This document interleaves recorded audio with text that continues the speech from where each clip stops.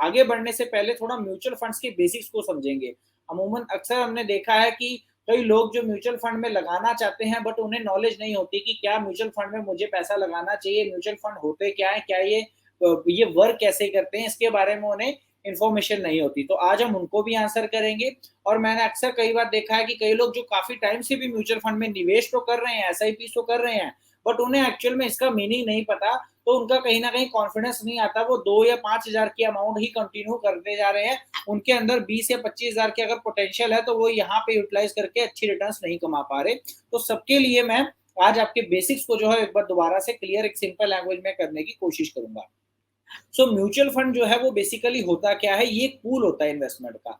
इसमें आप पैसे लगा रहे हो, मैं लगा रहा हूँ, ऐसे करोड़ों लोग करोड़ों रुपए इसमें पैसा लगा रहे हैं। तो ये म्यूचुअल फंड में जब ये पैसा लगता है, तो ये पैसा जो है ये मैनेज किया जाता है, इकट्ठा किया जाता है एसेट मैनेजमेंट कंपनी के द्वारा, उसको हम बोलते हैं एएमसी। जैसे आपने नाम सुने होंगे SBI mutual fund, HDFC mutual fund, ICICI mutual fund, ऐसी हमारे इंडिया में आज की डेट में 45 एएमसीज हैं। ये कंपनीज क्या करती हैं, हमसे ये पैसा कलेक्ट करती हैं और इस पैसे के ऊपर हमारी रिक्वायरमेंट के हिसाब से, एसेट क्लास के हिसाब से उस पे एक एक्सपर्ट हायर करती हैं। उस एक्सपर्ट को हम बोलते हैं फंड मैनेजर। वो फंड मैनेजर एक हाईली क्वालिफाइड पर्सन होता है जिसका फुल टाइम जॉब ये होता है कि उसको एक रिसर्च एनालिस्ट की टीम्स की हेल्प की वजह से एक पोर्टफोलियो कंस्ट्रक्ट करना और उस पोर्टफोलियो को लॉन्ग टर्म में एप्रिशिएट करना, और जो उसमें से रिटर्न्स आती हैं, जनरेट की जाती हैं, वो हमें वो as an investor pass on कर दी जाती है, यानी यूनिट होल्डर्स को पास ऑन कर दी जाती है। तो ये जो फंड मैनेजर जो होता है ये बेसिकली हर एसेट क्लास का अलग होता है। तो जब इन्वेस्टमेंट यानी पैसा को इन्वेस्ट करने की बारी आती है, तो सिक्योरिटी सिलेक्शन की जब हम बात करते हैं, तो वहां पे फंड मैनेजर्स के पास 3 ऑप्शंस होते हैं। एक ऑप्शन एसेट क्लास में होता है इक्विटी का, दूसरा ऑप्शन होता है डेट का, तीसरा ऑप्शन होता है गोल्ड का। तो गोल्ड में तो कुछ समझाने वाला नहीं है, इसमें क्या है कि बेसिकली जो पैसा गोल्ड में लगाया जाता है, तो उसका जो वैल्यूएशन है, प्राइस है, वो गोल्ड के प्राइस के ऊपर डिपेंडेंट रहता है। जैसे जैसे गोल्ड रुपी टर्म्स में बढ़ता जाएगा, वैसे वैसे इसकी वैल्यू बढ़ती जाएगी। अगर गोल्ड रुपी टर्म्स में घटता जाएगा, तो इसकी पोर्टफोलियो की वैल्यू भी कम होती जाएगी। मेन जो टॉपिक समझने वाले हैं वो है इक्विटी और डेट। इक्विटी का मतलब होता है इक्वल ओनरशिप यानी बराबरी की हिस्सेदारी, और डेट का मतलब होता है लोन यानी कर्जा। तो अगर हम कोई भी बिजनेस करना चाहते हैं, आप करना चाहते हैं, मैं करना चाहता हूँ, या बिजनेस को एक्सपैंड करना चाहते हैं, तो बिजनेस को एक्सपैंड करने के लिए हमें चाहिए कैपिटल। और कैपिटल को रेज करने के भी 2 ही तरीके हैं। या तो हम अपना हिस्सा किसी को बेच सकते हैं, किसी को दे सकते हैं, किसी को पार्टनर बना सकते हैं, ताकि वो बंदा पैसा लेके आए और हमें कैपिटल मिल जाए, हम बिजनेस को बढ़ाएं। और हमारे जो प्रॉफिट एंड लॉस में जब कोई हिस्सेदारी डालता है, तो जो भी प्रॉफिट या लॉस होता है उसमें उसका हिस्सा रहता है। अगर तो हम 10 गुना ग्रो कर गए, तो उसका पैसा भी 10 गुना ग्रो करेगा।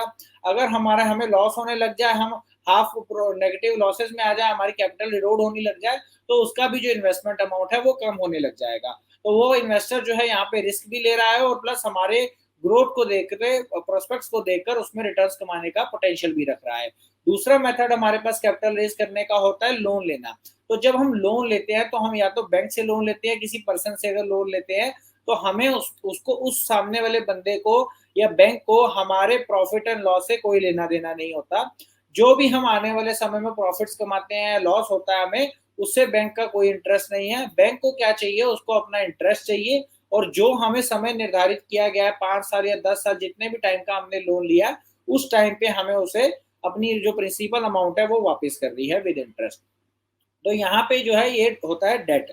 ये तो हो गया सिक्के का एक पहलू, जहाँ हम बिजनेस कर रहे हैं, हमें पैसे की जरूरत है, तो हम या तो किसी को अपना पार्टनर बनाने जा रहे हैं, या किसी से हम लोन लेने जा रहे हैं। यहाँ पे सिक्के के दूसरे पहलू को समझते हैं कि यहाँ आपके पास पैसा होता है, आप इन्वेस्ट करने के लिए एसेट मैनेजमेंट कंपनी को देते हो, वो उस पैसे के ऊपर फंड मैनेजर हायर करती है। वो फंड मैनेजर आपके पैसे को भी 2 जगह पे, या तो वो किसी के शेयर्स खरीदेगा, कंपनीज के बड़ी बड़ी large cap, mid cap, small cap, जो इंडिया की रेपुटेड लिस्टेड कंपनीज है, उनके शेयर्स खरीदेगा, या उनको गवर्नमेंट ऑफ इंडिया, आरबीआई या कॉर्पोरेट्स को पैसा उधार पे देगा, लोन पे देगा, जिसको डिबेंचर्स खरीदना या बॉन्ड्स खरीदना कहते हैं। तो जब लोन पे पैसा देगा, तो उस पे क्या है, हमें एक फिक्स इंटरेस्ट आता रहता है, और एक टाइम के बाद हमें जो है हमारा प्रिंसिपल वापस आ जाता है।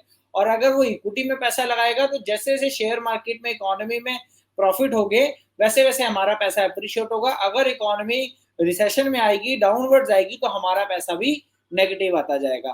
तो ये बेसिक डिफरेंस है इक्विटी का, यानी इक्वल ओनरशिप, आप इक्वल ओनर बन जाते हो। डेट का मतलब आप अपना पैसा लोन पे देते हो। अब ऐसा नहीं है कि ये सिलेक्शन फंड मैनेजर करता है, ये सिलेक्शन आपको करनी होती है आपके टाइम पीरियड के अकॉर्डिंग।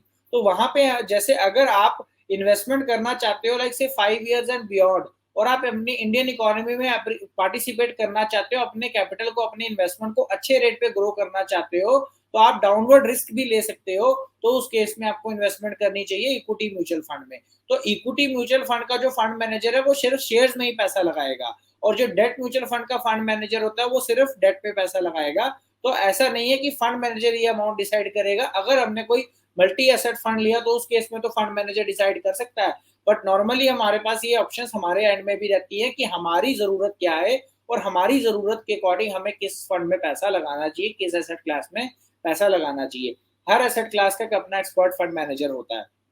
तो अगर अब हम पैसा कोई 5-6 महीने, साल या 2 साल या 3 साल, एनी टाइम पीरियड जो 5 साल से कम है उसके लिए निवेश करना चाहते हैं, तो हमें डेट म्यूचुअल फंड में पैसा लगाना चाहिए, क्योंकि उसमें जो है कि हमारी मार्केट वोलेटिलिटी इतनी नहीं रहती, पैसा नेगेटिव होने की प्रोबेबिलिटी कम होती है, और हमें नियर टर्म में पैसा लाइक से 6 महीने में पैसा चाहिए, तो 6 महीने में मार्केट का पता नहीं होता, कई बार डाउन हो जाती है।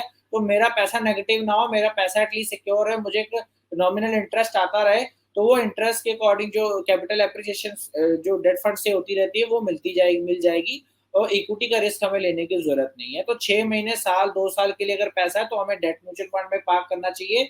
अगर हमारे पास पैसा ऐसा जो हमें 5 या 10 साल या 20 साल नहीं चाहिए, अपने बच्चों के लिए हम उनके लॉन्ग टर्म फाइनेंशियल गोल्स के लिए निवेश कर रहे हैं, तो हमें इक्विटी म्यूचुअल फंड में निवेश करना चाहिए।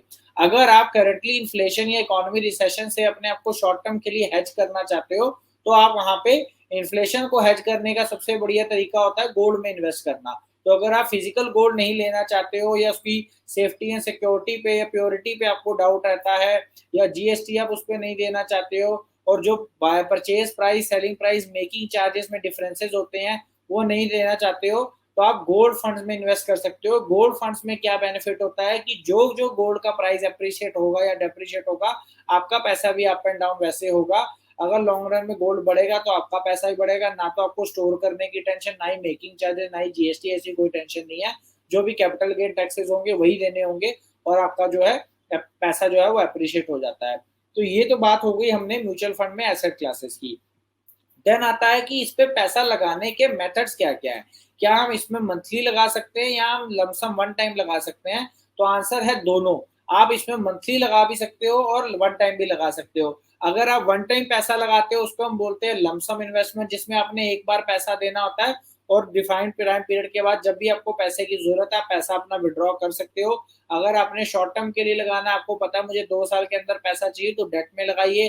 अगर आपको पता है 5 या 10 साल मुझे इस पैसे की ज़रूरत नहीं है, तो इक्विटी फंड्स में लगाइए। और अगर आप गोल्ड का रिप्लेसमेंट ढूँढ रहे हो, तो गोल्ड फंड्स में भी लगा सकते हो।